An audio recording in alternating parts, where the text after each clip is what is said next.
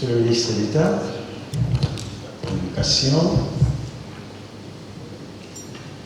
honorable membre ici présent, je me suis intéressé dans le cadre de ces mélanges à une thématique qui peut susciter à la fois des passions, des interrogations, c'est les rapports entre les pouvoirs dans le régime politique camerounais.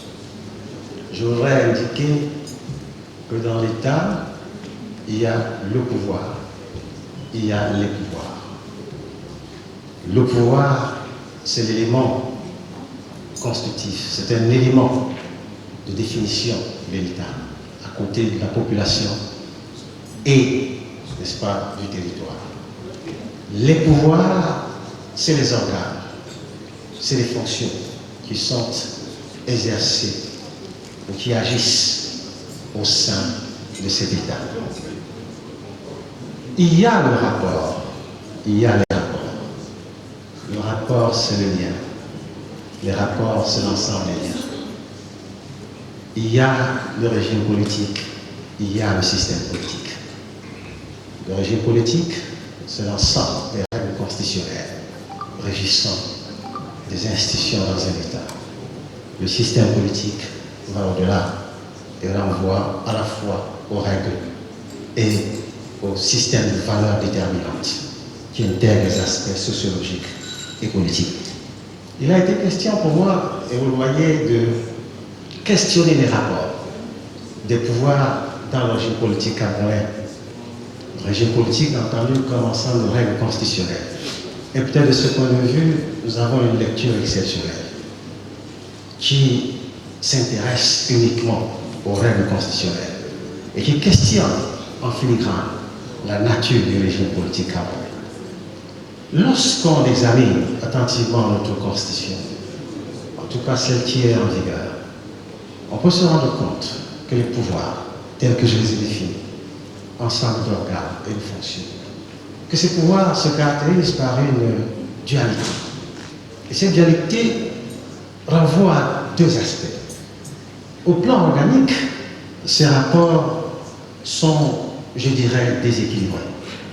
Au plan fonctionnel, ces rapports sont ambigus, sont ambivalents. Lorsqu'on prend l'aspect organique, et si on s'intéresse à l'élément central qui est l'exécutif, on peut se rendre compte qu'il y a une domination de l'exécutif sur le Parlement et qu'il y a une sorte d'ascendance de l'exécutif sur le juridictionnel. La domination de l'exécutif sur le Parlement renvoie au fait que l'exécutif intervient dans la constitution du Parlement, qu'il s'agisse du Sénat ou, n'est-ce pas, de l'Assemblée nationale. On peut se rendre compte également que l'exécutif influence, n'est-ce pas, d'une façon ou d'une autre, au regard de la Constitution, l'articulation même, n'est-ce pas, de ces différents organes du Parlement. Et la question, c'est, au fond, que fait le Parlement dans ce cas? Le Parlement a un peu d'influence dans la dimension organique de l'exécutif.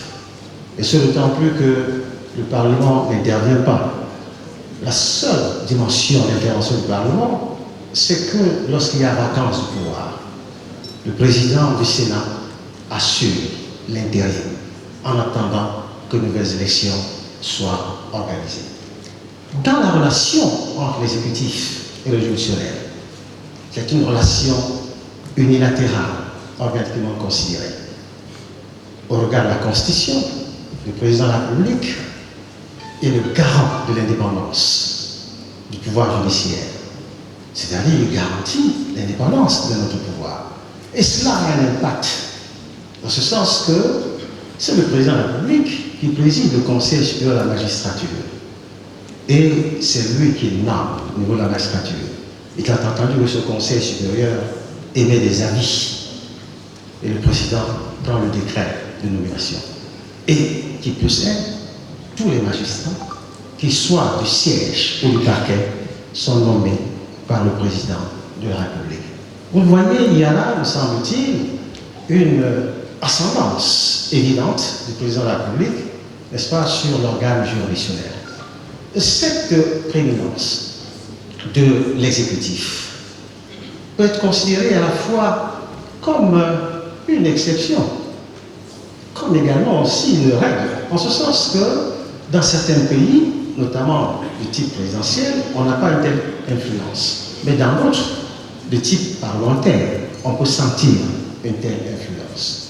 Mais lorsqu'on examine également les rapports de type fonctionnel entre l'exécutif et les autres pouvoirs, et plus précisément avec le Parlement, on se rend compte que, de ce point de vue, l'exécutif, n'est-ce pas, intervient dans le champ du Parlement, mais que le Parlement aussi intervient dans le champ de l'exécutif. C'est pour ça que j'ai parlé des rapports ambivalents. En ce sens que l'exécutif, n'est-ce pas, a des possibilités d'agir dans l'action du Parlement, et que le Parlement a des possibilités d'agir dans l'action de l'exécutif. Dans certains cas, ces rapports sont harmonieux, dans d'autres cas, ces rapports sont conflictuels. Les rapports harmonieux sont ceux que l'on constate dans notre contexte, alors que les rapports qui sont conflictuels sont ce que j'ai appelé des rapports latents. Ces rapports latents viennent du fait qu'effectivement, la constitution du Parlement ne permet pas qu'il y ait effectivement un certain nombre de mécanismes qui peuvent être mis sur pied, à savoir la motion de censure ou la dissolution du Parlement par l'exécutif. Je voudrais terminer sur ce point pour dire que l'examen de ces rapports montre bien que le régime politique camerounais, du point de vue constitutionnel, est un régime d'agencement des pouvoirs qui marque à la fois l'ascendance d'un pouvoir sur les autres, mais aussi une collaboration entre les différents pouvoirs. Et les études, les écrits du professeur Audran, eh bien, se sont inscrites moins dans ce que je dis que dans l'analyse, à la fois du juridique et du factuel. Et je pense que cette analyse du juridique et du factuel traduit aussi l'exceptionnalité de ces études. Et je termine en disant que l'exception en droit est une dérogation de droit. Mais cette exception en droit peut aussi participer d'un droit d'exception. Un droit d'exception qui est à la fois un droit de crise, mais en même temps un droit autonome. Je voudrais terminer par une propos très personnelle pour dire au professeur Joseph Rona que depuis quelques années que je l'ai connu, eh bien, j'ai été marqué par sa simplicité, par sa disponibilité. Je voudrais qu'il considère ces deux aspects comme des devoirs, qu'il continue à être avec nous à temps et à contre-temps. Je vous remercie.